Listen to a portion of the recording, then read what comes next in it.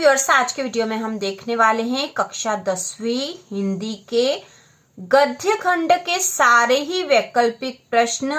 ये सारे ही वैकल्पिक प्रश्न करने के बाद गद्य खंड में और कोई भी वैकल्पिक प्रश्न आपको करने की जरूरत नहीं पड़ेगी। 100% तैयारी हम कर लेंगे और वार्षिक परीक्षा की तैयारी हम कर रहे हैं। इसके पहले कृतिका के भी सारे वैकल्पिक प्रश्न हम तैयार कर चुके हैं और उसके जो लघुत्तरीय प्रश्न है उनकी भी हमने तैयारी कर ली है। यदि आपने नहीं देखे हो तो वो दोनों वीडियो देख लीजिए, उससे आपकी कृतिका के वैकल्पिक प्रश्न और लघुत्तरीय प्रश्न दोनों की तैयारी हो जाएगी।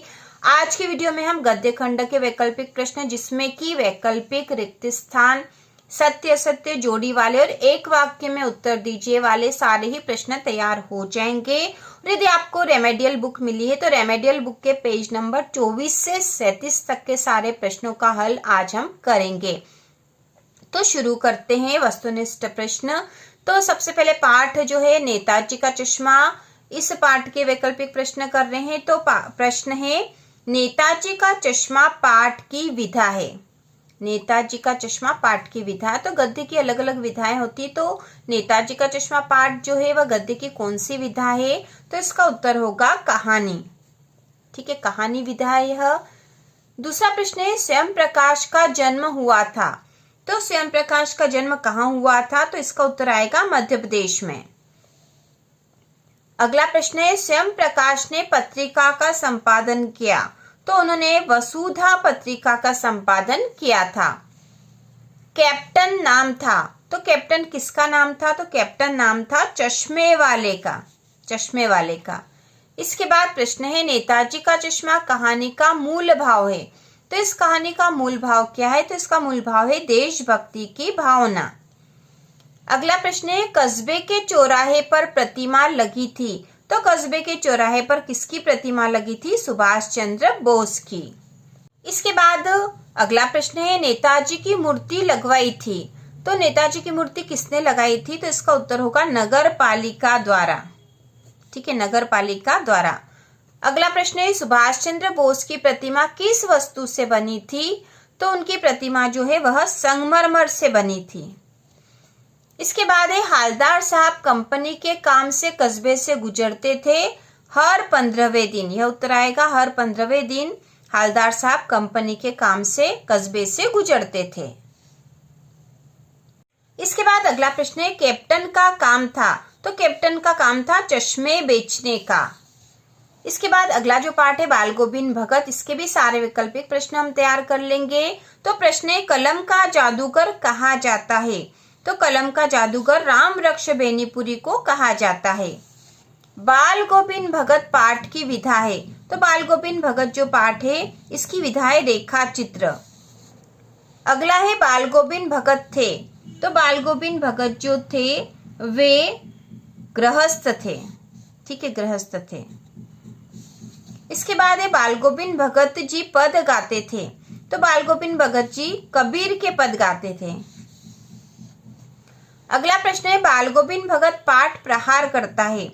तो यह जो पाठ है यह कुरीतियों पर प्रहार करता है। बाल गोविंद भगत गाते समय बजाते थे। तो बाल गोविंद भगत गाते समय खंजड़ी बजाते थे। सच्चे साधु की पहचान होती है। तो सच्चे साधु की पहचान होती है उसके विचारों से। भगत जी अपने खेतों में रोपनी करते थे। तो भगत जी अपने खेतों में धान की रोपनी करते थे। और अगला प्रश्न है कितने वर्ष की आयु में बेनीपुरी जी की रचनाएं पत्र पत्रिकाओं में छपने लगी थी? कितने वर्ष की आयु में बेनीपुरी जी की रचनाएं पत्र पत्रिकाओं में छपने लगी थी? तो इसका उत्तर है 15 वर्ष की आयु में। इसके बाद जो अगले प्रश्न है वे है लखनवी अंदाज पाठ से।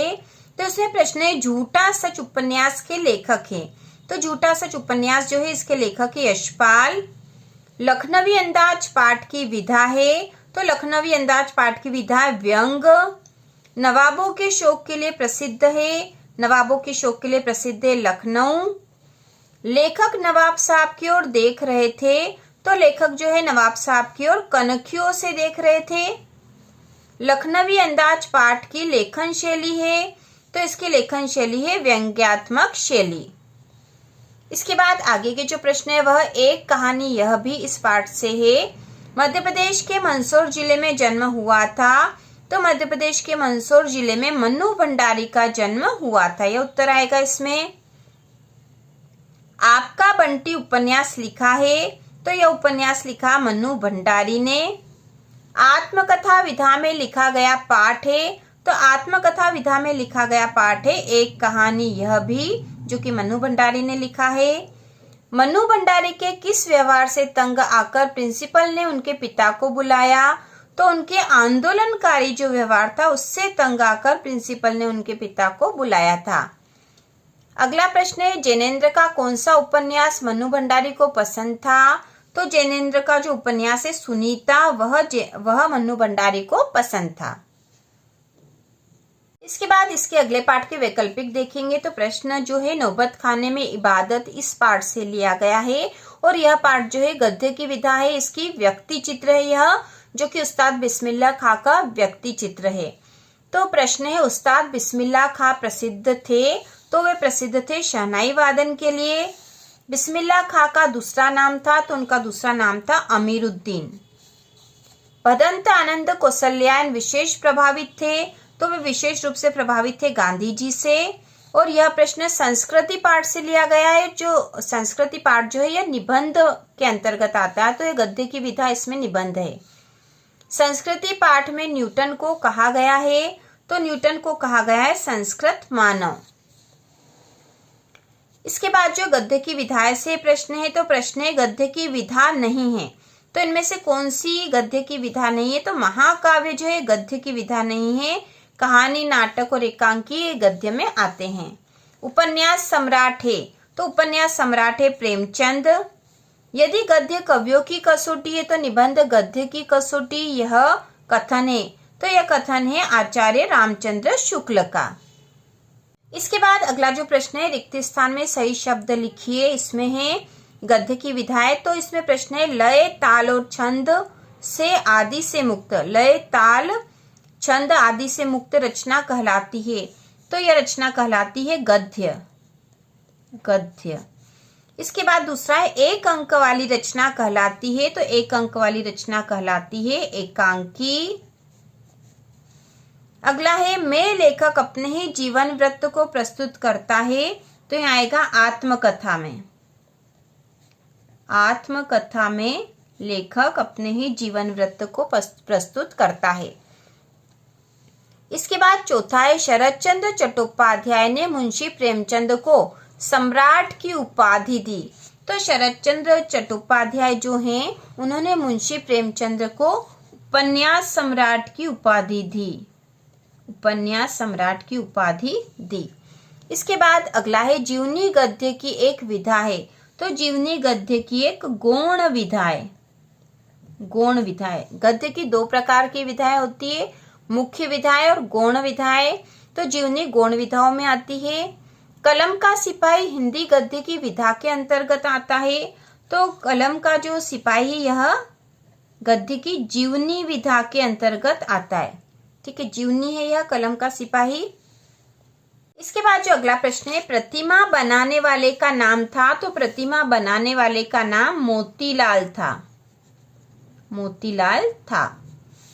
इसके बाद प्रश्न है प्रतिमा पर सरकंडे का चश्मा के द्वारा लगाया गया, तो यह जो चश्मा था वह बच्चों के द्वारा लगाया गया। अगला प्रश्न है प्रतिमा का चश्मा बदल देता था, तो प्रतिमा का चश्मा कैप्टन बदल देता था, कैप्टन बदल देता था। इसके बाद है नेताजी की मूर्ति कपड़ों में थी, तो नेताजी की मूर्ति फौजी कपड़ों में थी, फौजी कपड़ों में थी। दिल्ली चलो का नारा को देखते ही याद आता है, तो दिल्ली चलो का नारा जो है वह नेताजी सुभाष चंद्र बोस को, नेताजी सुभाष चंद्र, ठीक है, सुभाष चंद्र बोस को देखते ही याद आता है। टोपी की नोक से कोट के दूसरे बटन तक की मूर्ति को, तो यहाँ आएगा बस्ट,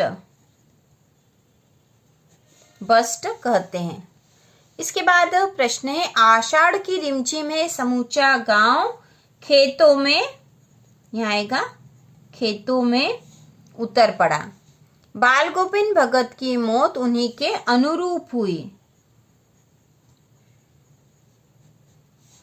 बाल गोविंद भगत पाठ विधा का है, तो यह रेखा चित्र विधा का है। रेखा चित्र विधा का है।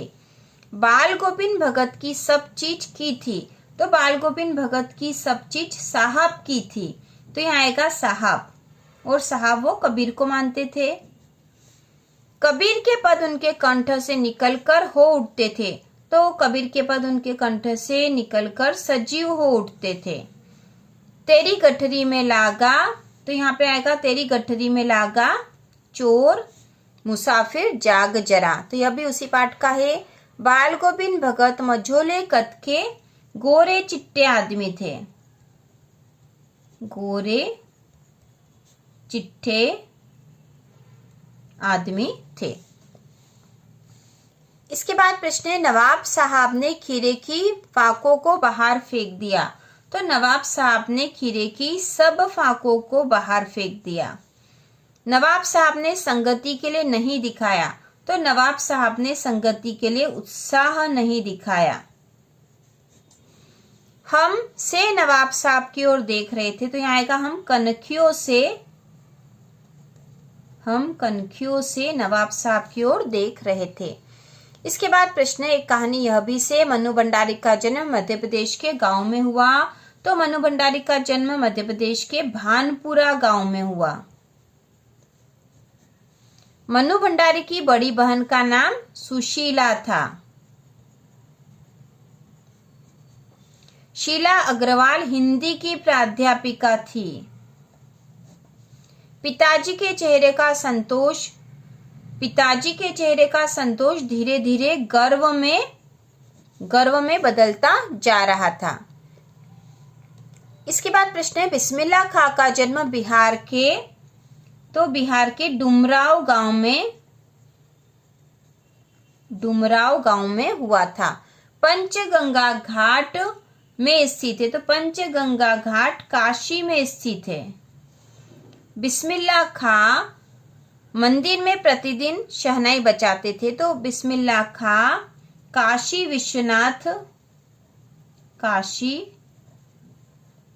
विश्वनाथ मंदिर में प्रतिदिन शहनाई बजाते थे। काशी शास्त्रों में आनंद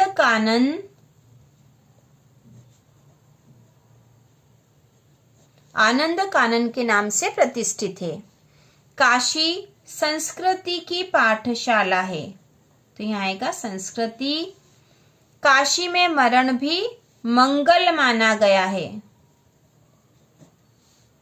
शहनाई बजाने के लिए का प्रयोग होता है, तो शहनाई बजाने के लिए रीड का प्रयोग होता है। रीड जो कि एक प्रकार की लकड़ी होती है, उसका प्रयोग होता है। इसके बाद के क्वेश्चन हम देखेंगे, तो यहाँ पर संस्कृति पाठ से जो प्रश्न हैं उनके उत्तर इस प्रकार से होंगे।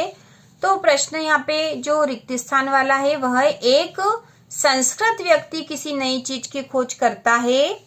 गुरुत्वाकर्षण का आविष्कार न्यूटन ने किया था। मानव संस्कृति एक अविभाज्य वस्तु है। इसके बाद प्रश्न है, दिए गए कथन के सामने सत्य असत्य लिखिए। तो इसमें पहला जो है, नाटक गद्य की विधा नहीं है, तो यह असत्य है क्योंकि नाटक जो है वह गद्य की विधा है। उपन्यास में कई कथाओं का समावेश होता है, तो कथन सत्य है और आपको इसके सामने यह सत्य लिखना है। नाटक में एक अंक होता है, तो यह असत्य है क्योंकि नाटक में अनेक अंक होते हैं। यदि गद्य कवियों की कसौटी है, तो निबंध गद्य की कसौटी, यह सत्य है। एक अंक वाली रचना नाटक कहलाती है, तो यह असत्य है क्योंकि एक अंक वाली रचना एकांकी कहलाती है। रेखा चित्र को शब्द चित्र भी कहते हैं, तो यह सत्य है। कैप्टन चश्मे वाला आजाद हिंद फौज का सिपाही था, तो यह असत्य है। नेताजी की मूर्ति संगमरमर की थी, यह सत्य है। नेताजी की मूर्ति 2 फुट ऊंची थी, तो यह भी सत्य है। मूर्ति नगरपालिका ने लगवाई थी, तो यह कथन भी सत्य है। मूर्तिकार मोतीलाल अध्यापक थे, तो यह कथन भी सत्य है। इसके बाद प्रश्न है, बाल गोविंद भगत कबीर को साहब मानते थे, तो यह कथन सत्य है। भादों की अधरतियों में भगत गीत नहीं गाते थे, तो यह असत्य है क्योंकि वो गीत गाते थे। बाल गोविंद भगत हर वर्ष गंगा नहाने जाते थे, तो यह सत्य है। बाल गोविंद भगत के 2 बेटे थे, तो यह असत्य है क्योंकि उनका एक ही बेटा था। बाल गोविंद भगत साधु थे, तो यह कथन जो है असत्य क्योंकि वास्तव में वो गृहस्थ थे। इसके बाद प्रश्न है, नवाब साहब ने संगति के लिए उत्साह दिखाया, तो यह असत्य क्योंकि उन्होंने कोई उत्साह नहीं दिखाया था। नवाब साहब खीरे खाकर सो गए, तो यह असत्य क्योंकि उन्होंने खीरे खाए ही नहीं थे, फेंक दिए थे। नवाब साहब के पास 4 खीरे थे, तो नवाब साहब के पास 4 खीरे थे, सत्य है। लखनऊ को नवाबों का शहर कहा जाता है, तो यह सत्य है। अमीरुद्दीन और बिस्मिल्लाह खां एक ही व्यक्ति के नाम है, तो यह भी सत्य है। और शनाई स्वर वाद्य यंत्र है, तो यह कथन सत्य है। इसके बाद अगला प्रश्न है, काशी संस्कृति की पाठशाला है, तो यह सत्य है। काशी में मरण भी मंगल माना जाता है, यह सत्य है। रिक्त स्थान में भी हमने देखा था। बिस्मिल्लाह खां की श्रद्धा काशी विश्वनाथ जी के प्रति अपार थी, तो यह सत्य है। इसके बाद प्रश्न है, मन्नू भंडारी 6 भाई बहनों में सबसे बड़ी है, तो मन्नू भंडारी जो 6 भाई बहनों में सबसे बड़ी है, कथन असत्य है। शीला अग्रवाल संस्कृत की प्राध्यापिका थी, तो यह असत्य है क्योंकि वो हिंदी की प्राध्यापिका थी। मन्नू भंडारी की अपने पिता से वैचारिक टकराहट थी, तो यह सत्य है। मन्नू भंडारी मूलतः एक कहानीकार है, तो यह कथन सत्य है। मन्नू भंडारी अपने भाइयों के साथ गुल्ली डंडा भी खेलती थी, तो यह भी सत्य है। धरती से कुछ ज्यादा ही धैर्य और सहन शक्ति मन्नू भंडारी की मां में थी, तो यह कथन सत्य है।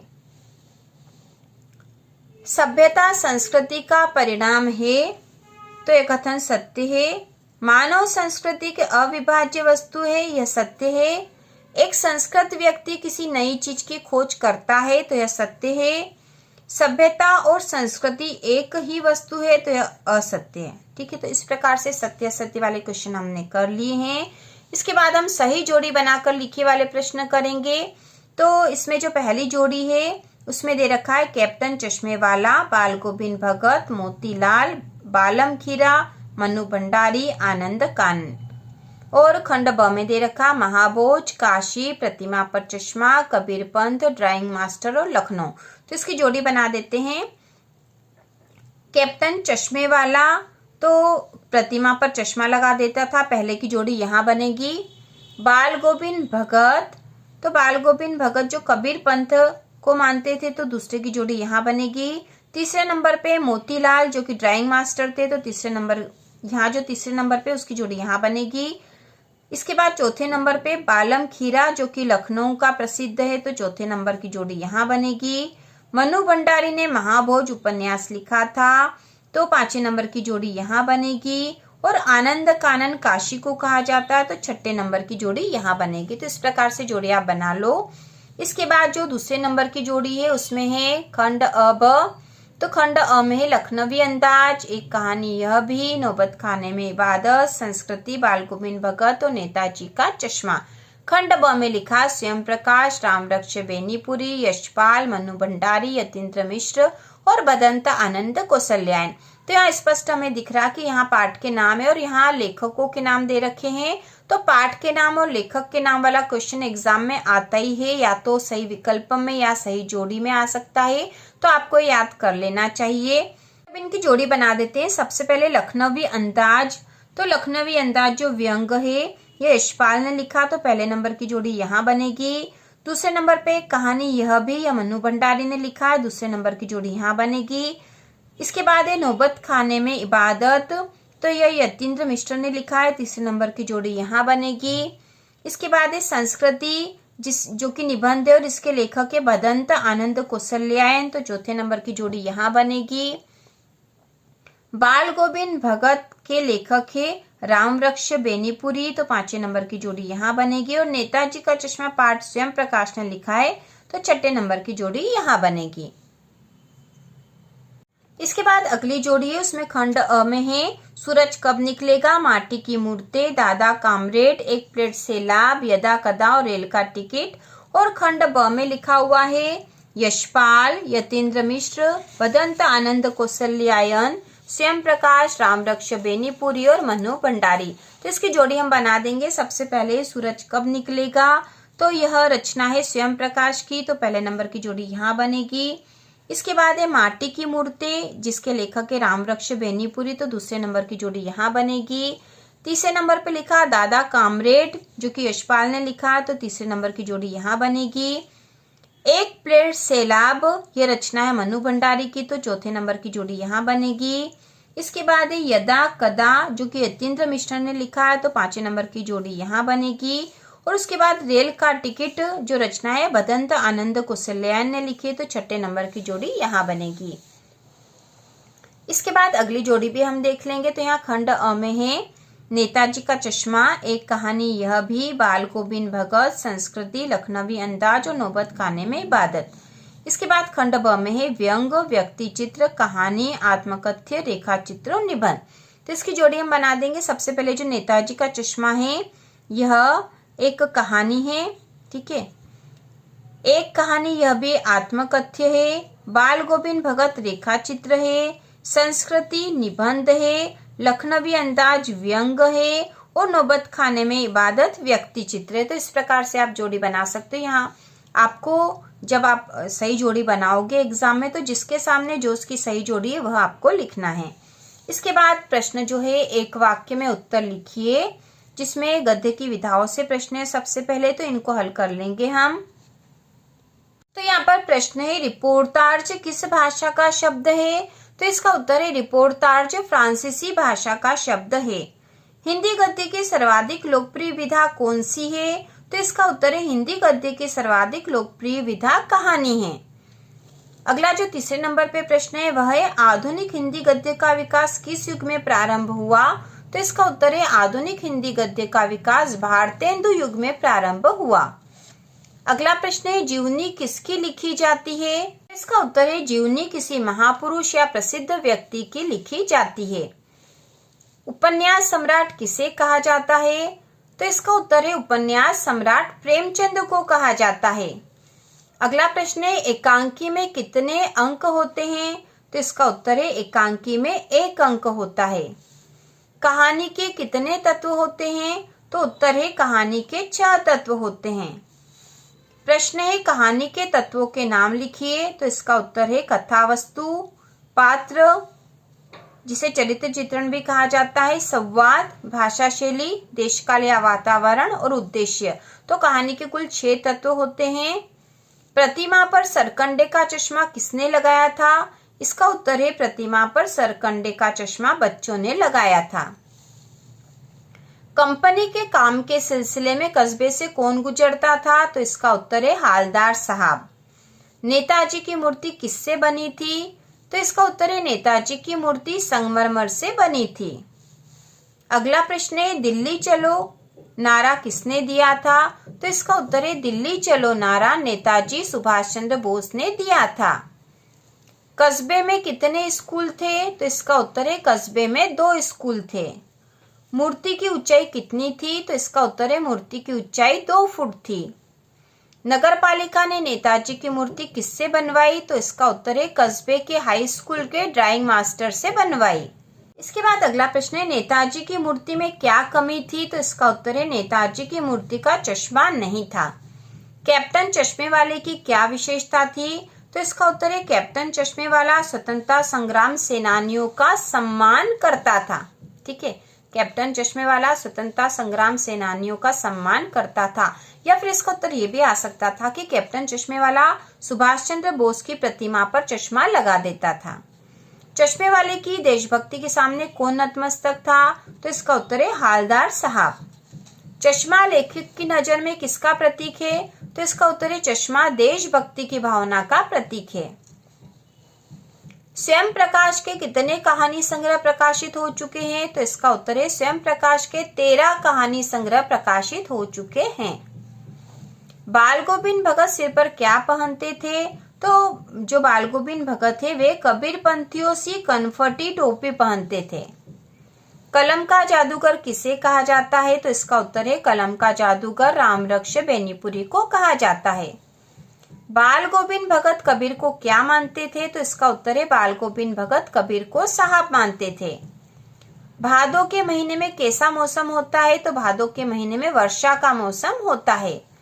कबीर के गीतों को कौन गाता था? तो कबीर के गीतों को बाल गोविंद भगत गाते थे। इसके बाद है बाल गोविंद भगत की प्रभातियां किस माह से शुरू होकर किस माह तक चलती थी? तो इसका उत्तर है बाल गोविंद भगत की प्रभातियां कार्तिक माह से शुरू होकर फागुन माह तक चलती थी। बाल गोविंद भगत की आयु लगभग कितनी थी? तो इसका उत्तर है बाल गोविंद भगत की आयु लगभग 60 वर्ष थी।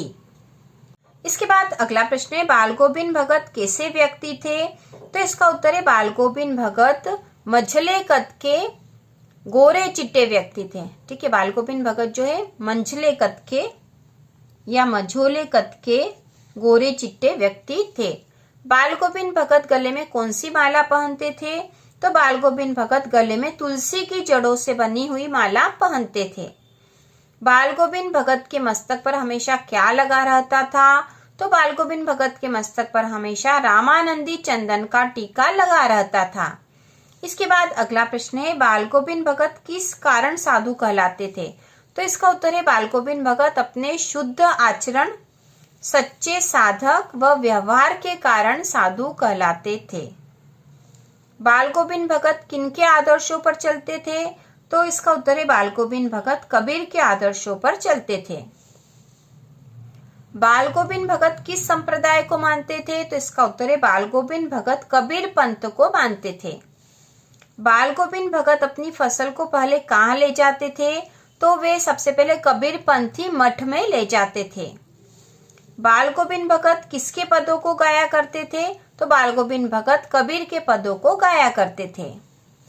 अपने साहब कबीर के प्रति बाल गोविंद भगत कैसे श्रद्धा दर्शाते थे? तो इसका उत्तर है बाल गोविंद भगत कबीर के गीतों को गाकर व उनके आदर्शों पर चलकर अपनी श्रद्धा दर्शाते थे। भगत जी आत्मा और परमात्मा के बीच कैसा संबंध मानते थे?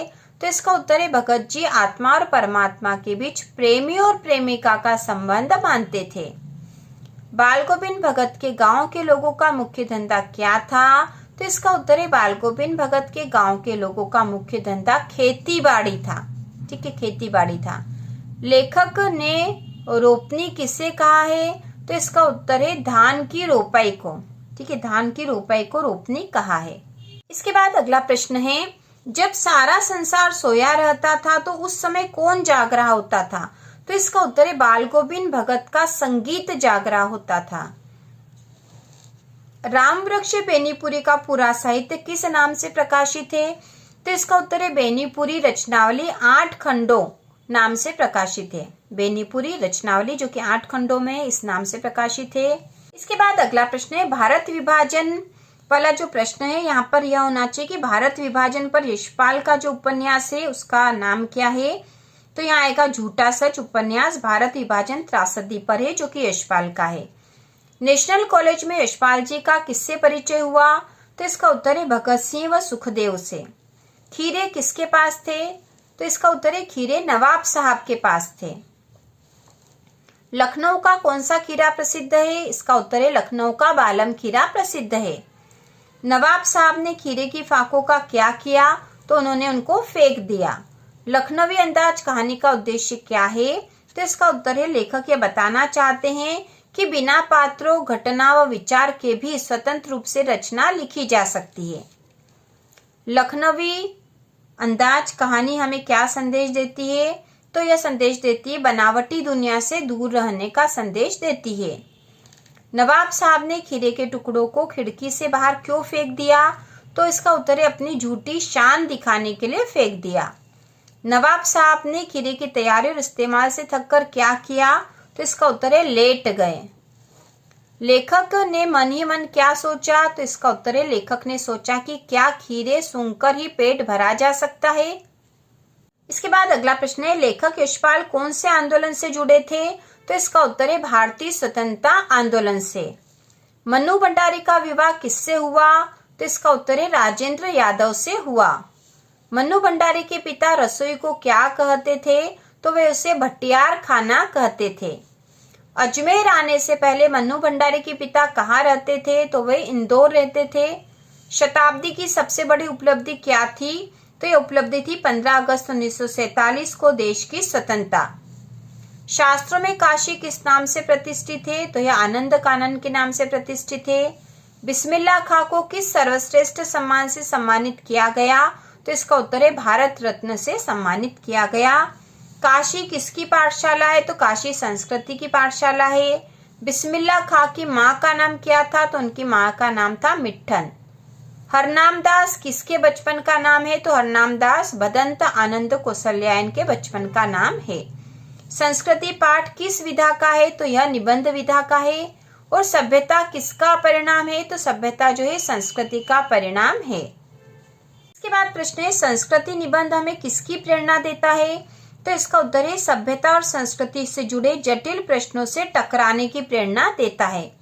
आग के आविष्कार के पीछे क्या प्रेरणा रही होगी? तो इसका उत्तर है पेट की ज्वाला मतलब भूख की प्रेरणा रही होगी। मानव संस्कृति किस प्रकार की वस्तु है? तो मानव संस्कृति अविभाज्य वस्तु है। तो इस प्रकार से हमने क्षितिज गद्य खंड के सारे ही वैकल्पिक प्रश्न तैयार कर लिए हैं और इसकी 100% आपकी तैयारी हो गई है। इसके बाद इसके लघुत्तरीय प्रश्नों को भी हम तैयार करेंगे और 10वीं हिंदी वार्षिक परीक्षा की संपूर्ण तैयारी 100% तैयारी होगी। और यदि आप इस चैनल से तैयारी कर रहे हो तो आपको पूरे में से पूरे अंक प्राप्त होंगे। तो इसी प्रकार के और वीडियो देखने के लिए कक्षा 10वीं की संपूर्ण तैयारी करने के लिए चैनल को सब्सक्राइब कीजिए।